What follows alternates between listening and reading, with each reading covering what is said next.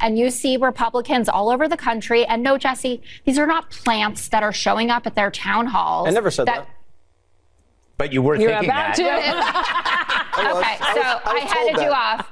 They were actually people who worked at the CDC in Rich McCormick's district. Democrats. But people are showing up in Oklahoma, in Arkansas, Democrats. Pennsylvania, Missouri, Wisconsin, and they're saying what's going on at Doge is unacceptable. And are you kidding me with these Medicaid cuts? That's notorious Fox News airhead and woman who thinks big glasses make you seem smart, Jessica Tarlov, getting caught lying on national television by pushing Democrats' newest narrative about President Trump and Elon Musk. Welcome to Nerk News, I'm Nerkish, and it looks like in an attempt to protect the hand that feeds them, establishment media hacks everywhere are doing whatever they can to convince people that gutting the bloated federal bureaucracy is widely unpopular. Here's Jessica Tarlov hoping that the rest of America is just as susceptible to groupthink and peer pressure as liberals are. But what James Carville is referring to is this huge drop in support for President Trump and for Elon Musk and what he's doing at Doge. So there were a bunch of polls that came out. CNN has 2-to-1 people are upset about Musk having such a prominent role in the government.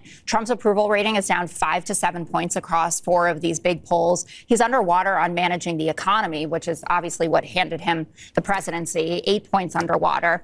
And then in terms of how the public is feeling, not only reflected in those numbers, did you see those town halls that were going on last night? So Rich McCormick in Georgia, safe seat, people booing him, catcalling. They're concerned with everything from spending cuts to what's going on with Doge to that Donald Trump is becoming a tyrant. Cliff Bentz in Oregon, similar reaction. This guy, Tony Balderson, he's in a Trump plus 18 district in Ohio, saying Trump's executive orders are getting out of control.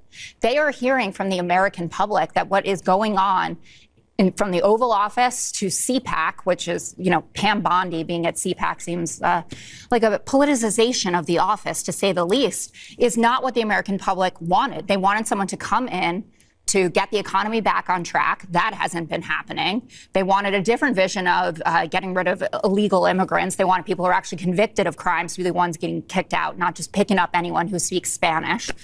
So that's what Carville's saying, and I think it's good strategy. Let it happen. Liberals keep trotting out this tactic because their base is entirely motivated by this type of appeal to group consensus and compliance. It's a very left-leaning feminine thing to do, and it's why their party is struggling so much with young men now. Regardless, everything she said is cherry-picked nonsense anyway. I mean, according to recent polls, 70% of Americans believe the government is filled with waste and fraud, 69% support a goal of cutting $1 trillion, 70% want an agency devoted to efficiency, and 60% think Doge is making the cuts desired. The reality here is that liberals and legacy media like CNN and MSNBC are taking results from 2 polls claiming Trump and Doge's approval rating is taking a nosedive, while ignoring the fact that the majority of surveys are showing that Americans actually support them. But now look at this. Gallup just did its follow-up poll, now 1 month into Trump being back in office, and his numbers have gotten worse. He's not -1 anymore. Now he's -6, which makes him, at this point in his term, not only the most disliked and unpopular president in 70-plus years of Gallup polling, Gallup says it actually puts him 15 points below the average polling for presidents. Again, over the last 72 years in which they have been doing this polling. At this point in a presidential term, 1 month in, the average is 15 points higher than where Trump is right now.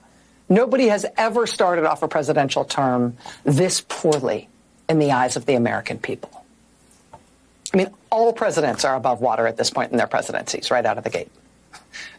Trump's the only one. Trump was underwater with the American public from day one, and since then he's been sinking like a cinder block in an ocean trench. I did not know to expect that.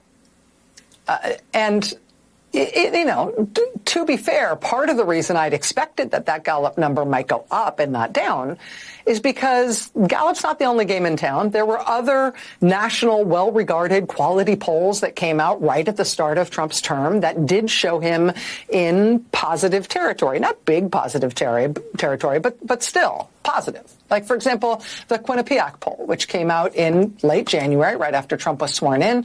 It showed Trump doing okay. I mean, not great, But in that poll, he was above water. He was +3.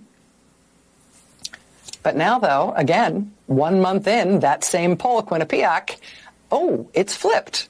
He has gone from +3 in his first week in office to -4 now. That is a quick turnaround for a poll that initially looked okay for him less than a month ago. It looked okay for him. Now it looks terrible for him. Why is that? Well, it's because Trump's been doing stuff. And what the data shows is that almost every single thing he has done is soundly and clearly, and in some cases, wildly unpopular with the American people. You know, if liberals are so concerned with polling, they should exercise some introspection and take a look at the abysmal results for Democrats. Because at the end of the day, the only people seriously concerned about these spending cuts and Doge finding waste are the people creating the waste or reaping the benefits of it. Regular, hardworking Americans are frankly too busy to give a crap about some useless federal employee complaining about losing their job and having to sell their $700,000 home in Northern Virginia. I mean, I'm sure it stinks to lose a cushy gig, and I'm sure a lot of them aren't bad people, but the rest of us are simply too overworked and overtaxed to give a crap at this point. But let me know what you think. Is there legitimate resistance from regular Americans over Doge and finding government waste? Let me know in the comments, and if you enjoyed this video, please give it a like and subscribe to the channel. That stuff really does help us out. Until then, this has been Nerk News. Thanks for watching. Bye!